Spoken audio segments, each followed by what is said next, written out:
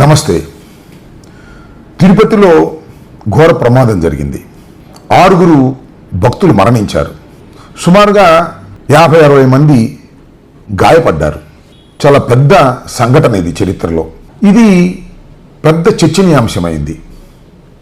ముఖ్యమంత్రి గారు వచ్చారు, డిప్యూటీ సీఎం గారు వచ్చారు, ప్రధాన ప్రతిపక్ష నాయకులు కూడా వచ్చారు.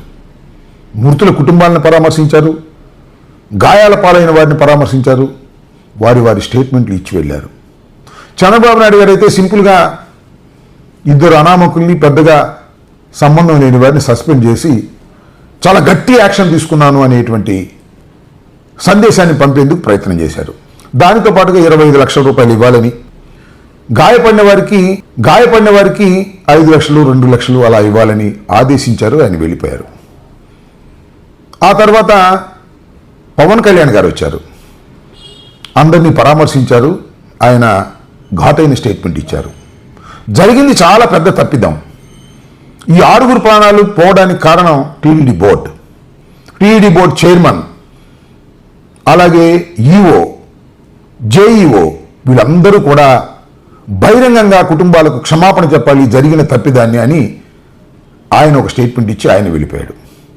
చంద్రబాబు నాయుడు గారి ఆదేశం మేరకు కమిటీ సమావేశమైంది టీటీడీ బోర్డు. చంద్రబాబు నాయుడు గారు చెప్పిన కార్యక్రమాలన్నీ కూడా దానిలో రిజల్యూషన్స్ పాస్ చేశారు. ఆ తర్వాత TTD board chairman BR Naidu గారిని విలేకరులు ప్రశ్నించారు.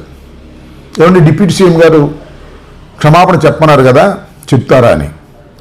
చెబితే తప్పులేదు, కానీ క్షమాపణ చెబితే పోయిన ప్రాణాలు తిరిగి వస్తాయా?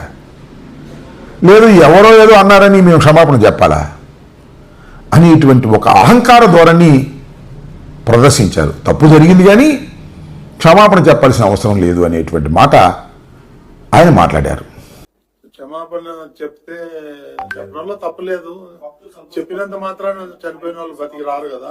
అది అవన్నీ ఎవరో ఏదో మాట్లాడారంటే వాటికన్నిటికీ స్పందించాల్సిన అవసరం లేదు. ఇది చూస్తే ఏమనిపిస్తుందంటే, ఒక అహంకార ధోరణితో బిఆర్ నాయుడు గారు, బొలినేని రవీంద్రనాథ్ గారు ప్రవర్తిస్తున్నారు. ఏదో డిప్యూటీ సీఎం చెప్తే మేము చెప్పాల్సిన అవసరం ఏంటి, చంద్రబాబు నాయుడు గారు చెప్తే మేము చెప్తాం కానీ అనేటువంటి ఒక అంతర్లీనమైనటువంటి భావాన్ని వ్యక్తం చేసే ప్రయత్నం చేశారు.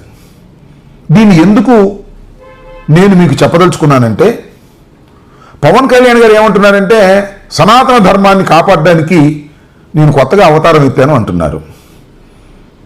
బిఆర్ నాయుడు గారు, చంద్రబాబు నాయుడు సనాతన ధర్మాన్ని అడ్డం పెట్టుకుని దేశాన్ని దోచుకుందాం అనుకుంటున్నారు. That is the difference. మీరేమో కాపాడాలని అనుకుంటున్నామని మీరు చెప్తున్నారు, వాళ్ళేమో దోచుకుందాం అనేటువంటి మాట వాళ్ళు అంటున్నారు. మీ మాట వారు వినడం లేదు. వినుకోకుండా తన ధోరణిలో తాను వెళుతున్నారు. మీరు మళ్ళీ రియాక్ట్ అయ్యారు ఎక్కడో నేను చూశాను. నేనే క్షమాపణ చెప్తే వాళ్ళు చెప్పడానికి ఏంటి అభ్యంతరం అని మీరు అనుకుంటున్నారు. నేను ఈ రోజున అడుగుతుంది, టీటీడీ బోర్డు పాలక మండలి చైర్మన్ గారు కానీ, సభ్యులు కానీ, ఈఓ కానీ, ఏఈఓ కానీ, మీరు ప్రెస్ మీట్ పెట్టి క్షమాపణలు చెప్పండి. నేను క్షమాపణలు చెప్పినప్పుడు మీకు క్షమాపణలు చెప్పడానికి నామోషి ఏంటి? బాధ్యత తీసుకోవాలి. బిఆర్ నాయుడు గారు చంద్రబాబు నాయుడు గారు చెప్తే చెప్తారు తప్ప, మీరు డిప్యూటీ సీఎం అయినా, మీరు వాళ్ళు గెలవడానికి కారణమైనా వాళ్ళు మీరు చెప్తే చెయ్యరనే విషయాన్ని మీరు గమనిస్తున్నారో గమనించట్లేదో నాకు తెలియదు.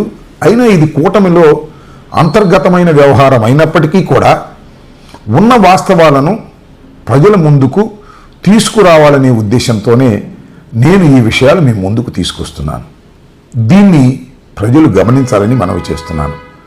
కొండ మీద ఉన్నటువంటి అహంకారం ఇంకా చాలా నష్టాలకు దారి తీస్తుందనే విషయాన్ని ఇక్కడ గుర్తుపెట్టుకోవాలని కూడా నేను చెప్పదలుచుకున్నాను.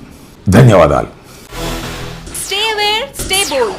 Like, subscribe and follow at Ambati Rambabu Official for truth and clarity in today's politics.